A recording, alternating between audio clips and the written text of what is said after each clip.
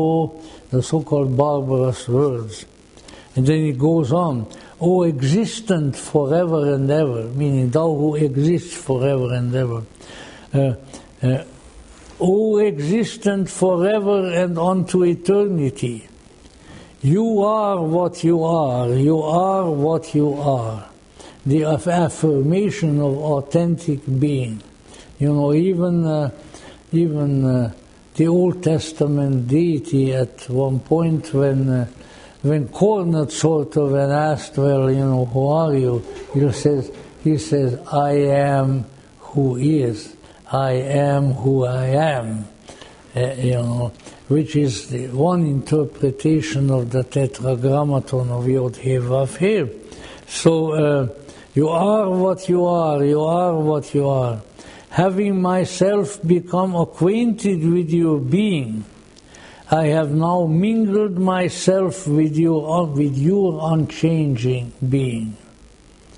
So, I have surrounded myself and come to be armored in loveliness and light, and I have become a shining one. This is one of the great invocations contained in the Gospel of the Egyptians. So, but this is what bothers the scholars, you know. Some of them are smart enough to be able to work their way around it, but they said that, you know, magic in a religion and all these strange words and these peculiar things. Well, when, first of all, these formulae, and pretty much I think on that keynote soon I will conclude, these formulae signify to us as to how gnosis is attained and what it really does.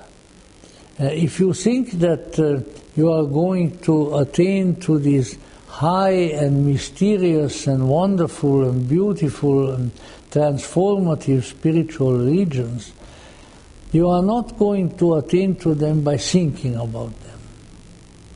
You know, I think Professor Ernest Wood, God rest his soul, who used to speak here, wonderful gentleman, used to say, once, you know, he had a very somewhat of a Scottish-British accent. In addition to that, he lived for 25 years in India. But anyways, he said, you have to remember that thinking only leads to more thinking. You don't produce something other than thinking with thinking. And if you really reflect on that, that's a very, very profound statement, and I think it accounts for a lot of the mess and the misery in our world today, or even because this is what happens. Your politicians you are there, and the ideologues in the universities and so forth, you know, these very, very wise men who mess up everything, and so they think up things. Oh, we think up a perfect society where everybody is going to have something by taking away from the rich, you know, and all these sort of things. It'll be total equality and all of that. These are the kind of people like Karl Marx and Friedrich Engels, and for that matter, a number of others too. And the thing is that because their schemes are all the outcome of their thought, that's all they are. They are thoughts. When you try to put them into practice, they don't work. And so these wonderful castles in the air of the people who dream up how they are going to save society, the world, ecology, the climate change, and I don't know what else, you know, it all comes to naught, to nothing.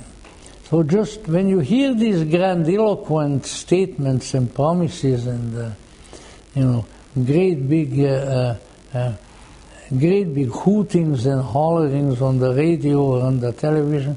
We said, oh yeah, well, let's just wait it out and see what happens.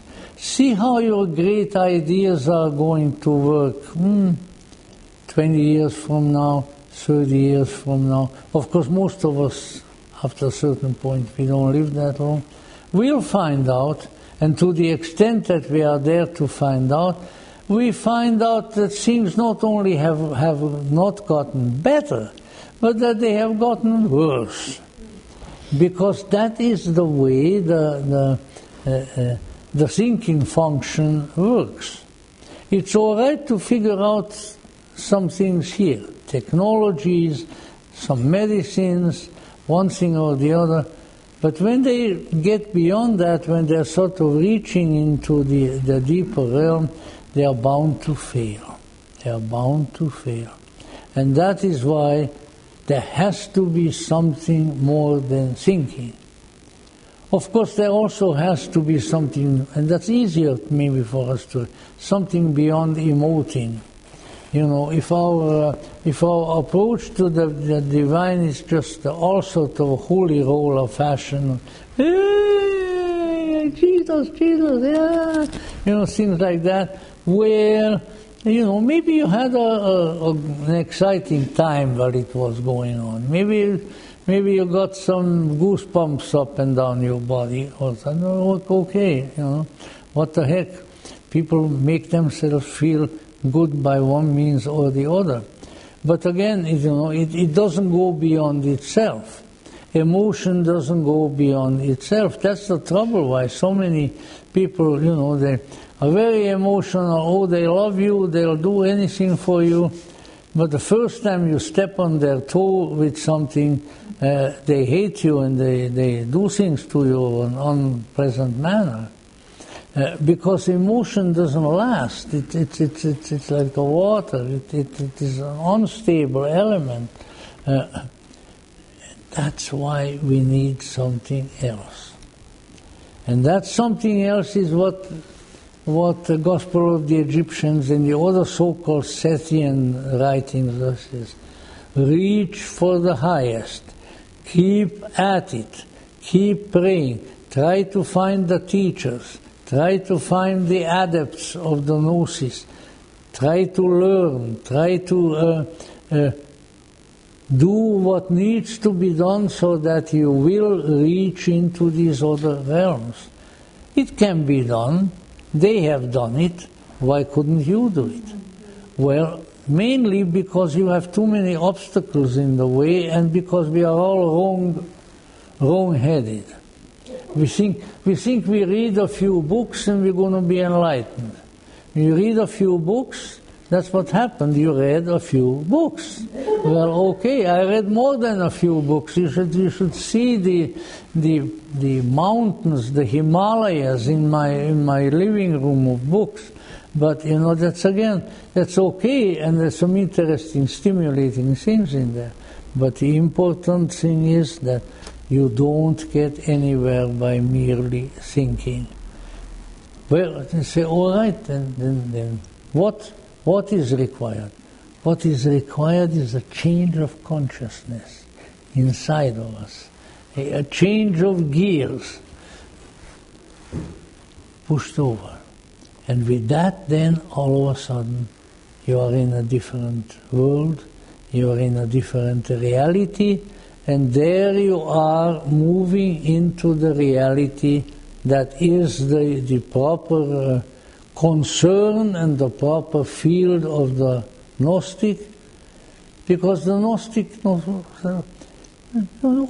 right, they say, well, religion consists of being good, well, yeah, you know, we have to learn how to get along before we can get into heaven. But that's not it.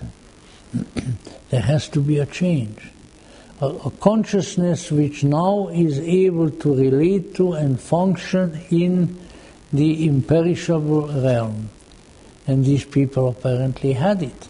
They wrote about it. They talked about it. They introduced others into it. And as such, they became known as Gnostics, those who know something. They know what other people don't know. And they don't know it with their intellect. They don't know it with their thinking.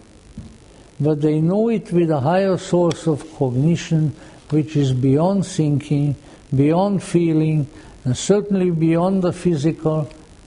But so we are assured by the wise of every age that we have that capacity within us.